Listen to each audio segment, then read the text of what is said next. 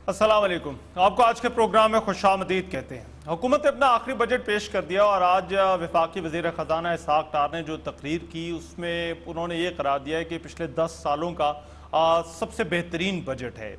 जो आदाद शुमार उन्होंने पेश किए, शोर शराबा भी था, मगर उन्होंने जो आदाद शुमार पेश किए उन्होंने कहा कि जो हमारा मौशी हजम है वो $300 बिलियन से भी जो है वो क्रॉस कर गया है। फिर उन्होंने GDP का हवाला दिया, उन्होंने कहा 5.3% होगी और ये भी कहा कि 10 सालों में पाकिस्तान जो है वो 2030 तक जो है वो G20 वाले ममालिक में जो है वो शामिल होगा। उन्होंने कहा फिजिकल डेफिसिट जो है वो कम हो गया है, हमारी जो मौशी रेटिंग है वो बेहतर हो गया। अब ये बड़ी एक खूबसूरत जो तस्वीर है वो हुकूमत ने पेश की है और हुकूमत ने कहा है कि ये बेहतरीन जो बजट है, अगर हम साबका हुकूमतों से और साबका बजट अगर उनके हिसाब से देखें तो ये है। अपोजिशन अभी भी एहतजाज कर रही है। अपोजिशन का सबसे बड़ा तो यही कहना है कि ये आदाद शुमार का हेर फेर है।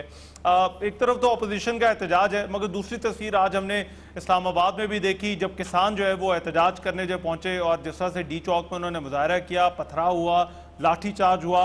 अब एक ये भी तस्वीर है जो एक बहुत बड़ा तबका जिसका बजट से बड़ा बराह रास्त ताल्लुक है और वो ऐसी सूरत हाल में सबसे ज़्यादा जो है वो मुतासर होता है, उसको फ़ायदा होता है या नुकसान होता है। और हुकूमत की जो मौशी पॉलिसी है उस पर सबसे ज़्यादा बेहतर तौर पर जो है वो कमेंट करने की पोजीशन में होता है वो हमारा ताजिर तबका और हमारी जो इंडस्ट्री के लोग हैं वो होते हैं। और उन्हीं से इस जो आज जो बजट आया है उस हवाले से राय मालूम करने के लिए मैं Islamabad chamber of commerce and industry में मौजूद हूँ और यहाँ पर जो कॉमर्स के जो चैम्बर के जो मेंबरान हैं और जो अहदेदारान हैं वो आज हमारे साथ इस प्रोग्राम में शरीक होंगे और मैं कुछ बड़े बुनियादी सवालात उनके सामने रखूँगा। एक तो ये कि जो हमारे जो ताजिर हैं, जो इंडस्ट्री के लोग हैं, वो इस बजट को किस तरह से देखते हैं।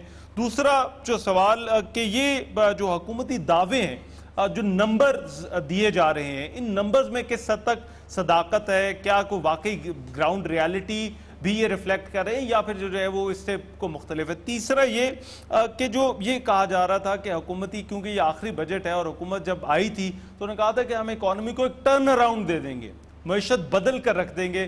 क्या ये अब पिछले गुजरे सालों में वो ये कर पाए हैं या नहीं। और फिर ये कि जो आइंदा इलेक्शन है उसमें जो 2018 में जब मुस्लिम लीग नून की हुकूमत इलेक्शन में जाएगी तो ताजिर बरादरी हुकूमत की जो परफॉर्मेंस है इसको किस तरह से रेट करती है। मेरे साथ कुछ लोग यहाँ पर मौजूद हैं, बाकी जो हमारे जो ऑनर्ड गेस्ट हैं वो हमारे साथ मौजूद हैं, उनकी तरफ भी हम जाएंगे। मगर पहले जो यहाँ पर जो लोग मौजूद हैं उनका मैं तारुफ करा दूँ।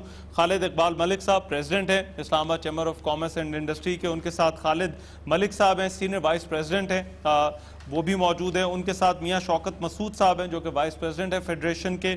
उनके साथ जो है वो अजमल बलोच साहब हैं जो कि सदर अंजुमन ताजरान हैं, जो ताजरों की बॉडी है रिप्रेजेंटेटिव, उसको जो है वो यहाँ पर उसकी नुमाइंदगी के लिए मौजूद हैं। और फिर ताहिर अयूब साहब जो कि वाइस प्रेसिडेंट हैं ICCI के, वो भी मौजूद हैं। मैं पहले ज़रा कुछ आप लोगों से बात करूँगा, फिर हम अपने जो दीगर मेहमान मौजूद हैं उनकी तरफ जाएंगे। मैं खालिद इकबाल साहब आपसे स्टार्ट करना चाहता हूँ, किस तरह से देखते हैं, अच्छा बजट है, बुरा बजट है, कुछ मिला है ताजरों को, इंडस्ट्री के लोगों को? बिस्मिल्लाहिर्रहमानिर्रहीम। पहले तो शुक्रिया कि आपने ये मौका फराहम किया कि हम कुछ मैं अपना इजहार कर सकूं। आज के बजट के हवाले से मैं ये कहना बहुत ज़रूरी समझता हूं कि मैं फ़ाइनेंस मिनिस्टर साहब को एक मुबारकबाद पेश करना चाहता हूं और खैराज तहसीन पेश इसलिए करना चाहता हूं कि he is the only one person Pakistan की हिस्ट्री में ऐसा फाइनेंस मिनिस्टर जिसने लगातार कंटिन्यूसली 5 दफ़ा बजट का अनाउंस करने का एजाज़ हासिल किया हो। जहाँ तक बजट का ताल्लुक़ है तो उसमें कुछ चीज़ें ऐसी हैं, क्योंकि मैं चैम्बर का प्रेसिडेंट हूँ और मेरे पास तकरीबन 800 इंडस्ट्री इस्लामाबाद में काम कर रही हैं और जो इंडस्ट्री को जो सबसे बड़ा मसला होता है वो होता है बिजली का। और अगर उसको बिजली लगातार 24 घंटे मिले तो उसकी तरक्की जो है वो फिर मुल्क की तरक्की में कन्वर्ट हो जाती है। जैसे कि अभी बताया गया है कि 2018 में लोड शेडिंग का ख़ात्मा हो जाएगा and it will be a history. मैं समझता हूँ बड़ी खुशाइन बात है। जब ऐसी बात होगी तो हमारी इंडस्ट्री को 24 घंटे बिजली मिलेगी और जो हमारी एग्जिस्टिंग इंडस्ट्री है वो तो चलेगी और उसके साथ मज़ीद इंडस्ट्री में इजाफा भी होगा। और जब इंडस्ट्री में इजाफा होगा तो ऑटोमेटिकली वो उससे इकानमी बेहतर होगी आपकी और रोज़गार में इजाफा होगा। जो हमारे मुल्क में इस वक्त एक उसकी परसेंटेज अगर आप देखें तो बहुत हाई है बेरोज़गारी की। अच्छा। आपके पास इंडस्ट्री उतनी है नहीं जितनी होनी चाहिए। अब अभी एक तो ज़रूर मैं उसकी भी एक और जो बात जो मैं कहना चाहूँगा अच्छा। कि लास्ट ईयर जो कंपनीज रजिस्टर हुई वो 3000 प्लस थी और अब क्लोजिंग ईयर में वो 5800 प्लस हैं। तो अच्छा। ये मैं समझता it is a good indicator. तो आप ये कह रहे हैं कि ये अच्छे इंडिकेटर्स मौजूद हैं। मैं इसकी तरफ आ रहा हूँ। देखिए बात ये है किसी भी मुल्क की तरक्की के लिए ये जो हम जो तरक्की याफ्ता मुल्क देखते हैं, क्या उनके पास कोई अलादीन का चिराग है? ऐसी तो कोई चीज़ नहीं है। क्या वजह? द ओनली रीज़न इज़ कि उनकी इंडस्ट्री, उन्होंने अपनी इंडस्ट्री को मैक्सिमम फैसिलिटेट किया, मैक्सिमम उनको जो भी उनकी ये समझ लें कि हर किस्म हर तरीके से उनको सहूलियात पेश की। तो उससे क्या हुआ कि उनकी जो प्रोडक्शन या किसी भी चीज़ में इजाफा हुआ और वो दुनिया में ट्रेड कर रहे हैं। और इसी तरीके से मैं समझता हूँ अगर हमारी इंडस्ट्री में इजाफा होगा, हमारी इकानमी बेहतर होगी तो उसका ऑटोमेटिकली ग्रास रूट तक उसका असर जाता है, नीचे तक आएगा। नीचे तक अच्छा। सिर्फ खालिद साहब आपसे, खालिद मलिक साहब, डार साहब बड़े खुश हैं, तो क्या खुश होना चाहिए उन्हें या नहीं? जी, बिस्मिल्लाहिर्रहमानिर्रहीम। डार साहब को बिल्कुल खुश होना चाहिए। जो उन्होंने आज फिगर्स दी हैं, अगर वो सही हैं तो फिर तो इट्स ए रिमार्केबल। इससे क्या मुराद है अगर वो सही है? अब बात यह है कि अभी हम बहुत हतमी बात इसलिए नहीं कर सकते कि हमने बजट सुना है। कल प्रेस कॉन्फ्रेंस होगी तो और डिटेल्स आएंगी, फिर हम आपसे हतमी बात कर सकेंगे। इस वक्त तो जो उन्होंने हमें बजट दिया है उसके मुताबिक हम ये कहते हैं कि अगर वो ठीक है तो। अच्छा, अब उसमें यह है कि उन्होंने 1400 बिलियन डॉलर रखे हैं जो हमारे कर्जे हैं और जो सूद है। अब पहले ये होता था कि जब भी कोई गवर्नमेंट आती थी तो हमें कर्जे हमारे बढ़ते चले जाते थे, लेकिन हमें ग्राउंड पे कोई चीज़ नज़र नहीं आती थी। इस दफ़ा हमें सिर्फ थोड़ी सी ये कॉन्सोलेशन है कि कर्जे तो बढ़े हैं लेकिन हमें ग्राउंड पे कुछ चीज़ें नज़र आ रही हैं, जैसे मोटरवेज बन रही हैं और डैम बन रहे हैं, पावर प्रोजेक्ट्स लग रहे हैं। अच्छा। जैसे मियाँ साहब ने कल कोल फायर्ड पावर प्लांट का इफ्तिताह किया है साहिवाल में, 660 किलोवाट का, और एक महीने बाद एक और 660 आ जाएगा। तो ये 1320 जो पंजाब में ये पावर आएगी, इससे बहुत फ़र्क पड़ेगा। तो इस तरह की जो बातें हैं उनसे हम मुतमईन हैं। जहाँ तक इस बजट का सवाल है, ये बजट जो है ये हार्श नहीं है। अच्छा, लेकिन ये है कि ये हमें लगता है कि ये इलेक्शन फ्रेंडली बजट है। अच्छा, क्योंकि इलेक्शन आ रहा है और इलेक्शन में उन्होंने ज़ाहिर है बहुत सी सहूलतें देनी थी, जिसमें उन्होंने आर्मी को भी सहूलतें दी हैं, फ्रंटियर कॉन्स्टेबलरी को भी दी है, पुलिस को भी दी है, इस तरह सरकारी मुलाजमों को भी वो रियायतें दे रहे हैं। इसके अलावा उन्होंने ये किया है सी पैक में जितनी मशीनरी आएगी वो ड्यूटी फ्री होगी। अच्छा। तो अब देखना ये है कि जो ऑलरेडी एग्जिस्टिंग हमारी इंडस्ट्रीज़ हैं उनको compete करने के लिए उनको चाहिए था कि उनके लिए भी ड्यूटी फ्री मशीनरी इंपोर्ट कर दें, क्योंकि रिप्लेनिश करनी होती है मशीनरी। आप तो समझते हैं ना कि जब मशीनरी पुरानी हो जाए तो उसको फिर आपको रिप्लेनिश करना पड़ता है, लेटेस्ट टेक्नोलॉजी लानी पड़ती है। तो उस वजह से वो एक लकूना है। ठीक है, वहाँ पर जो आपको लगता है इंसेंटिव्स की ज़रूरत है। अच्छा शौकत साहब, आपको क्या लगता है, क्या जो एक ताजर तबका जो है वो पाकिस्तान का, या जो इंडस्ट्री है पाकिस्तान की, उसके लिए ठीक बजट आया है? ये मैक्सिमम एफर्ट थी जो हुकूमत कर सकती थी, या फिर इस बेहतरी की गुंजाइश है इसके अंदर? बिस्मिल्लाहिर्रहमानिर्रहीम। सबसे पहले तो आपको मुबारकबाद कि आपने यहाँ इस्लामाबाद चैम्बर के अंदर ये प्रोग्राम रिकॉर्ड किया, और मैं समझता हूँ कि ये एक बड़ी खुशाइन चीज़ है। चैनल्स हमने कहा जी बजाय इसके कि आपको बुलाने के हम खुद आपके पास आ जाते हैं। एक बहुत अच्छी आपने काविश की है, मैं इस पे आपको मुबारकबाद देता हूँ। ये बहुत बेहतरीन कदम था और ये दूसरे चैनल्स को भी आपकी तकलीद करनी चाहिए। जो तवक्को थी मैं उसके मुताबिक बात करूँगा कि तकरीबन ज़्यादातर बिज़नेस कम्युनिटी ये महसूस कर रही थी कि पिछले 4 साल जो बजट हमने देखे थे वो कुछ ख़ास बिज़नेस फ्रेंडली नहीं थे। अच्छा। और लेकिन हम तवक्को कर रहे थे कि चूँकि इलेक्शन बहुत नज़दीक है तो ये साल हमारी तवक्कुआत के मुताबिक एक बिज़नेस फ्रेंडली बजट आना चाहिए। और हमने आज जो सुना और जो पढ़ा है अभी तक, उसके मुताबिक तो ये बिज़नेस फ्रेंडली बजट लग रहा है। अच्छा। और अब मज़ीद इसमें जो तफसीलात आएंगी, जब बजट की कॉपीज़ हमारे पास आएंगी, उसमें क्या और टैक्सेस लगाए गए हैं वो देखने के बाद हमें इसका पता चलेगा। लेकिन एक चीज़ ज़रूर है कि चूँकि मैं फेडरेशन ऑफ पाकिस्तान चैम्बर के वाइस प्रेसिडेंट की हैसियत से मुख्तलिफ़ मीटिंग्स में हम अपने प्रेसिडेंट साहब के साथ और दूसरी टीमों के साथ बजट के मीटिंग्स में मैं जाता रहा हूँ। और बहुत हद तक इस दफ़ा पहली दफ़ा FBR ने 1-to-1 हमारे साथ मीटिंग्स की। और तकरीबन हमारी जो जितनी तजावीज़ जो मुख्तलिफ़ पाकिस्तान के चैम्बर्स और एसोसिएशन से आई थी, वो जो हमने वहाँ पेश की थी, उन पे उन्होंने 1-to-1 गुफ्तगू की। और उसके मुताबिक मैं जो देखा और सुन रहा हूँ अभी तक, तो उसमें बहुत सारी तजावीज़ हमारी सुनी गई हैं। अच्छा। और इसमें आपने सुना भी, मेरे को फायदा होता है तजावीज़ भिजवाने का, क्योंकि बाज़ जगह से तो हम ये भी सुन रहे थे कि तजावीज़ भिजवाई नहीं। माजी में तो नहीं हुआ इतना फ़ायदा, लेकिन इस दफ़ा चूँकि वो गवर्नमेंट की तवज्जो इस तरफ थी बहुत, तो वो उन्होंने हमारी बातें सुनी। और उसकी एक मिसाल देना चाहूँगा मैं आपको, जैसे कि स्टील का उन्होंने जिक्र किया कि उन्होंने उनकी एसोसिएशन से जिक्र करने के बाद टैक्स में इजाफा किया, जो कि माजी में इस तरह की रवायत नहीं थी।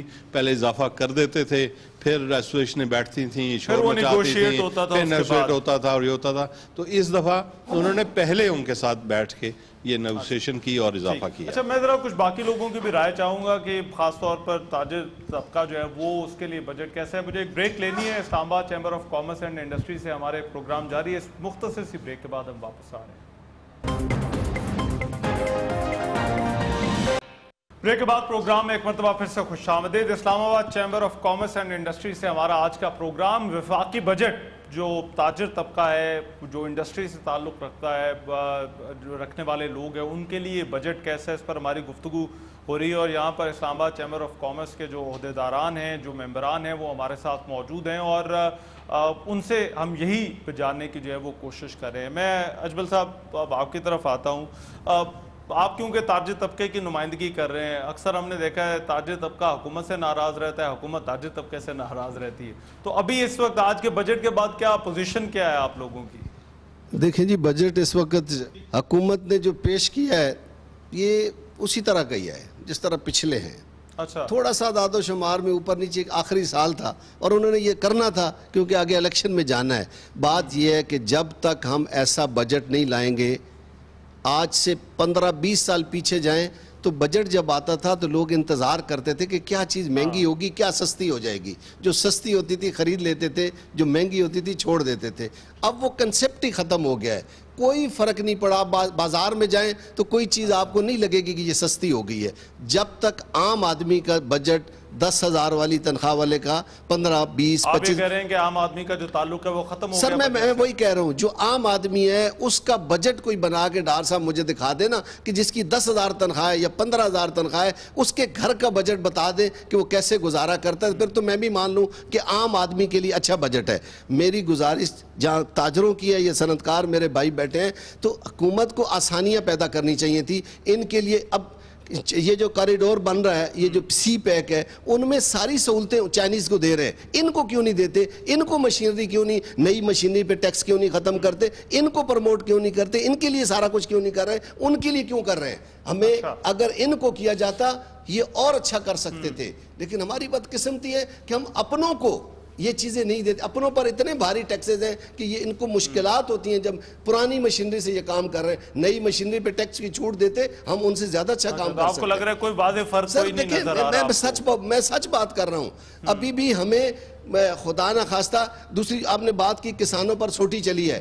किसान सनतकार के बाद हमारा किसान बहुत कुछ कर रहा है इस मुल्क के लिए, उस पर सोटी नहीं चलाई जानी चाहिए। पिछली गवर्नमेंट में हम एहतजाज करके इन्हीं दिनों में गए थे पीपल्स पार्टी गवर्नमेंट में FBR के सामने हमने धरना दिया था, हम पर किसी ने सोटी नहीं चलाई थी। इस गवर्नमेंट को सोटी नहीं चलानी चाहिए थी, न सनतकारों पर, न ताजरों पर, न किसानों पर। लोगों के मसाइल हल करती होती है जमहूरी गवर्नमेंट, डंडा तो डिक्टेटर चलाता होता है। बिल्कुल सही। ताजर बरादरी के लिए अब भी मैं कहूँगा, ये कई दफ़ा कहा जाता है ये टैक्स नहीं देते हैं। मैं ईमानदारी से कह रहा हूँ, हर ताजर टैक्स दे रहा है। अगर ये नेट में क्यों नहीं ला रहे? चैम्बर के मेंबरान तो देते हैं ना, सर, ये नहीं, तो यहाँ पे तो सर, जरूरी है, मगर ये कि इसके बाहर बहुत सारा ऐसा छोटा दुकानदार, सर मैं उसी की बात कर रहा हूं, छोटा ताजर है, वो मैं उसी की बात कर रहा हूं। 35,33,000 ताजिर इस वक्त रजिस्टर्ड है, कमर्शियली रजिस्टर्ड है, जो पाकिस्तान में कारोबार कर रहा है। उसको नेट में इसलिए नहीं लाया जाता, ये एफबीआर इसलिए नहीं ला रहा, अगर वो नेट में आएंगे तो इनको रिफंड देना पड़ेगा, उसका इतना सबका टैक्स इनके पास आ रहा है, ये हकीकत बता रहा हूं। अगर कोई मुश्किल नहीं है लोगों को नेट में लाना, जानबूझ के नहीं ला रहे। अगर उनको नेट में ले आएंगे रिफंड देना पड़ेगा, टैक्स ज्यादा आया होता है। राइट। ये ताहिर साहब, आप से मैं जानना चाहता हूँ, आपकी नज़र में क्या है, और ख़ासतौर पे जो ताजरों के साथ जो हुकूमत की एक्टिव रहती है कि जी ये टैक्स नहीं देते, जो इनडायरेक्ट टैक्स है उससे आवाम तो मुतासर होते हैं, बट ताजरों पे भी फ़र्क पड़ता है। आज भी मेरे ख्याल बजट में ये हुआ कि इनडायरेक्ट टैक्सेस पे जो है ज़्यादा फोकस रहा है। देखें, ये थैंक यू वेरी मच। एक तो ये है कि स्पीच जो टैक्स की स्पीच थी वो हर साल हम सुनते हैं, वो पिछली तकरीर की तरह उसी तरह गवर्नमेंट ने अपनी एक स्पीच डिलीवर की है। इसकी जो इम्प्लीमेंटेशंस हैं वो बाद में पता चलेंगी, जिस तरह हमारे प्रेसिडेंट साहब ने कहा, कल प्रेस कॉन्फ्रेंस होगी, सारा कुछ होगा। कुछ चीज़ें जो हैं वो बहुत अच्छी हैं। एक तो हम अगर लार्ज स्केल पे देखें, बड़े प्रोजेक्ट्स जो गवर्नमेंट ने लगाए हैं, इट्स वेरी गुड। पावर के प्रोजेक्ट्स लग रहे हैं, कोल का प्रोजेक्ट लगा, उसका इफ्ताह हुआ, ठीक है जी। एनर्जी में हम अपना काफ़ी सारा हम इम्प्रूव कर रहे हैं, रोड इंफ्रास्ट्रक्चर में हम बहुत सारा इन्वेस्ट कर रहे हैं। जिस तरह हमारे फाइनेंस मिनिस्टर साहब ने कहा, now we are economy of $300 billion. क्या हमने उतना अपने हेल्थ के ऊपर, क्या हमने उतना अपना जो है एजुकेशन के ऊपर हमने कितनी परसेंटेज रखी है? इन्होंने HEC के लिए आई थिंक 62 बिलियन जो है वो रखा है HEC के ऊपर, ठीक है जी। उसमें रिसर्च वर्क्स भी यूनिवर्सिटीज़ ने करना है, उसमें और चीज़ें भी सारी आ जाती हैं। क्या ये काफ़ी है? उसके बाद ये है कि हमारा जो अनएम्प्लॉयमेंट रेट है वो इस टाइम किधर है? हमारी जो यूथ धड़ाधड़ जो है वो डिग्रीज लेके इतना ज़बरदस्त, वो उनके पास डिग्रीज होती हैं, कुछ भी नहीं होता, और हमारा जो है वो ड्रेन हो जाता है, हमारा सारा जो है वो बाहर चला जाता है। क्या हम उनकी नौकरियां, उनकी एम्प्लॉयमेंट के लिए हमारी अपनी इंडस्ट्री को जो कुछ कर रहे हैं, क्या वो काफ़ी है? उसके बाद पर कैपिटा इनकम हमारी कितनी है? क्या हम अपनी पर कैपिटा इनकम की तरफ उसको इंप्रूव कर सके हैं? मगर ये सर आदादो शुमार बड़े डाइसी हैं, क्योंकि सेंसस अभी आपके पास नहीं है, जो पर कैपिटा इनकम के आदादो शुमार हैं, इस पर भी तो क्वेश्चन मार्क तो है ना कि क्या ये ठीक है या नहीं है। देखें, ये चीजें सारी जो साग डार साहब की तकरीर थी, माशाल्लाह बहुत सारी चीजें बहुत अच्छी हैं। उसमें लग्जरीज को डिस्करेज किया गया है, वो हर साल होता है, लग्जरीज को डिस्करेज किया जाता है। जो हमारा मिडिल क्लास है उसको हम कितना हम उसको सपोर्ट करेंगे इस दफा मिडिल क्लास को। दूसरा एग्रीकल्चर सेक्टर की मैं जरूर बात करूंगा, क्योंकि I belong to the agriculture sector, कि हमारा जो पाकिस्तान का जो एरिया है ये क्लाइमेटिक इफेक्ट्स में काफ़ी अरसे से आ चुका है। हमारी जितनी भी एग्रीकल्चर प्रोड्यूस है उनको बहुत नुकसान हो रहा है पिछले काफ़ी अरसे से। जिस तरह प्राइम मिनिस्टर साहब ने एक पैकेज दिया था, आपको पता है 180 बिलियन का हमारी टेक्सटाइल वेरी इंपॉर्टेंट सेक्टर, उसी तरह का पैकेज हमें एग्रीकल्चर में भी चाहिए। हमारे पास दिया है ना सर किसान पैकेज, उन्होंने कहा किसान पैकेज उस तरह का नहीं है एज कम्पेयर टू हमारे एज कम्पेयर टू नेबर्स जो है, उस तरह का किसान पैकेज नहीं है। उनको बिजली फ्री दे दी जाती है ट्यूबवेल्स के लिए, उनका फार्म तक उनको फैसिलिटीज प्रोवाइड की जाती हैं, उनकी जितना हम सब्सिडी देते हैं उसमें एग्रीकल्चर एग्री सेक्टर को भी जो है वो कुछ ना कुछ देना होगा। Lacking in something. मैं चाहता हूं जरा यहाँ पर हम बात कर लें। सबसे पहले जरा खालिद जावेद साहब को दीजिएगा। थैंक यू, मेहरबानी, शुक्रिया जी।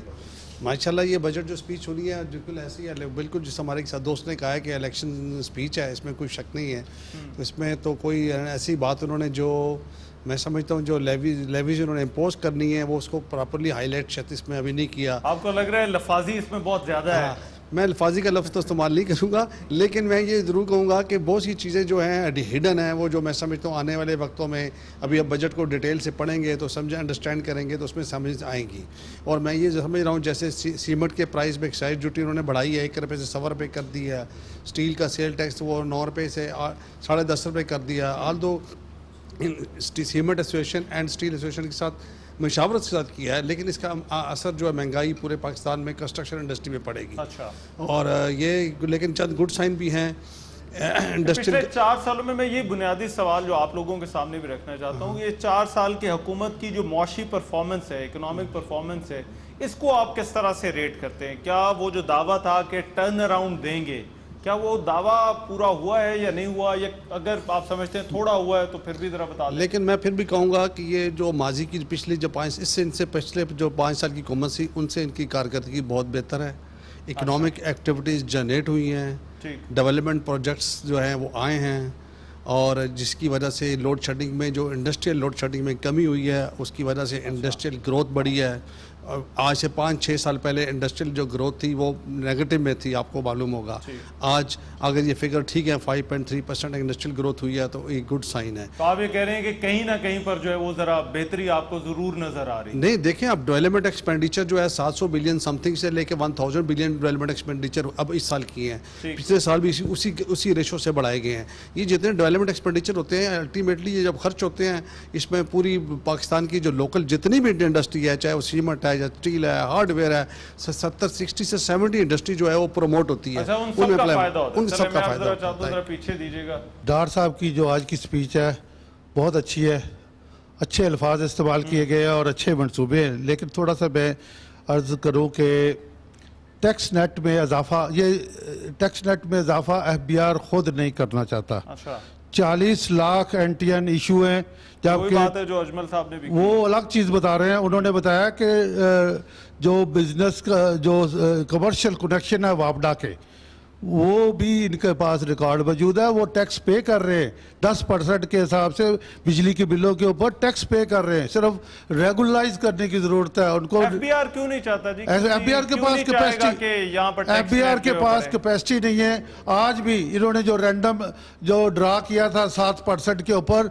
ये अगले 5 साल उसको स्क्रूटनाइज कर सकते हैं, इनके पास कैपेसिटी नहीं है। और ये सबसे बड़ी बात मैं आपको बता दूं कि FBR के जो ऑफिसर हैं वो जो ऑलरेडी टैक्स पेयर लोग हैं उनको जलील ख्वार करने में पेश होते हैं।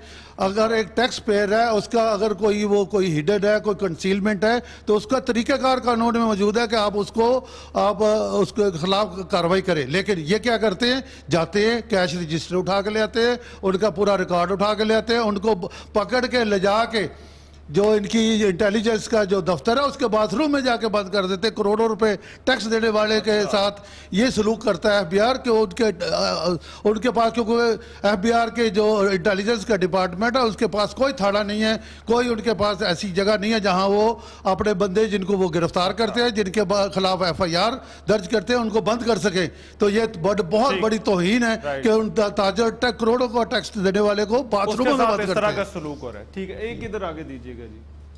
मैं समझता हूँ इस वक्त जो रियल स्टेट का हाल था उस पर हम उम्मीद रख रहे थे कि हुकूमत कुछ ना कुछ हमें रिलीफ देगी, लेकिन कुछ भी उसमें अभी डिटेल आएगी तो ज़्यादा पता चलेगा।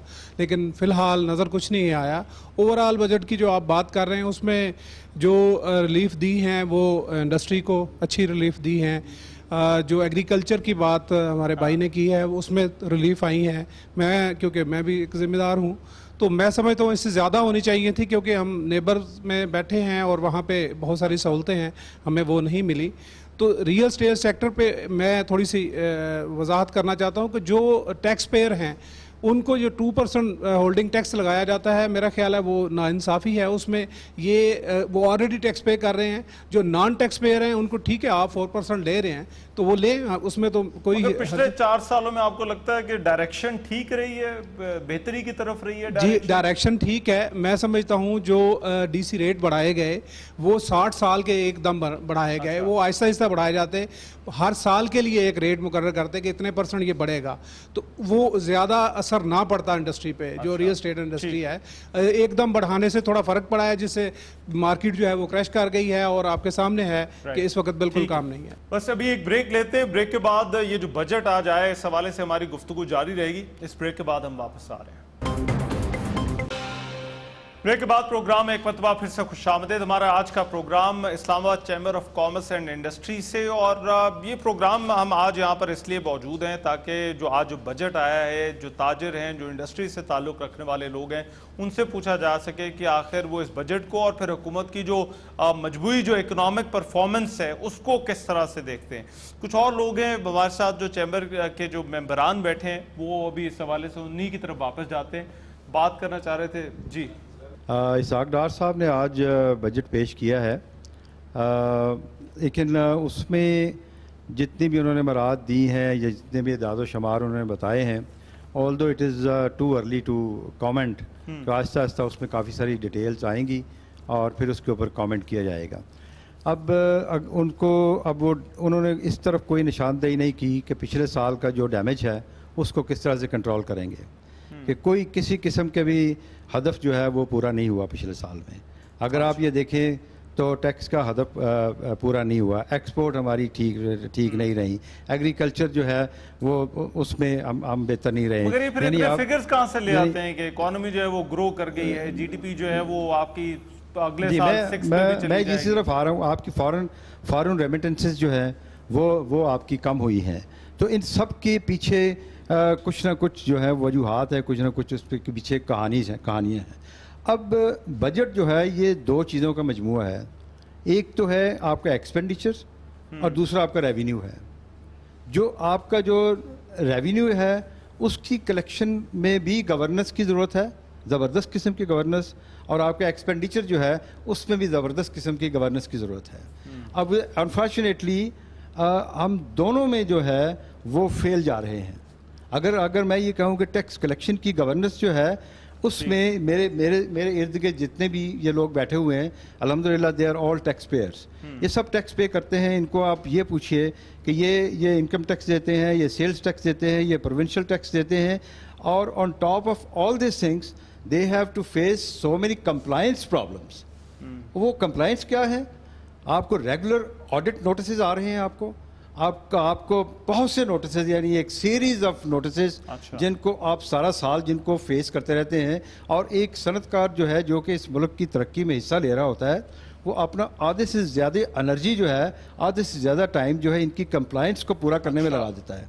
तो कंप्लायंस प्रॉब्लम जो है उनको देखते हुए जो इस नेट से बाहर, अव्वल तो मैं इसको नेट कहना जो है वो मैं ये जुल्म समझता हूँ कि नेट का मतलब ये है कि आप जकड़ लेते हैं किसी को। इस दायरे के अंदर जो लोग बैठे हुए हैं उनके हालात को देखते हुए इससे बाहर जो लोग हैं वो इसके अंदर आने से गुरेज करते हैं। अच्छा, तो फिर सारे का सारा बोझ जो है वो हम लोगों के ऊपर, वो सिर्फ उन लोगों पर पड़ जाता है जो दायरे के अंदर जो दायरे के अंदर हैं। और जो मैं इंपॉर्टेंट बात करना चाहता हूँ कि जो दायरे के जो बाहर हैं, जो कि टैक्स नहीं दे रहे हैं, अब वो टैक्स नहीं दे रहे हैं, उनको कंप्लायंस प्रॉब्लम नहीं है, उनको कुछ, और वो सारे के सारे एक्सपेंसेस से बच रहे हैं। एक लेवल प्लेइंग फील्ड नहीं मिल रहा, हम कम्पिटिटिव नहीं रह रहे हैं। एक मार्केट में बैठे हुए मैं टैक्स देता हूँ, ये टैक्स नहीं देते हैं, इनके एक्सपेंसेस कम है, कॉस्ट ऑफ डूइंग बिजनेस इनका कम है, मेरा cost of doing business high है।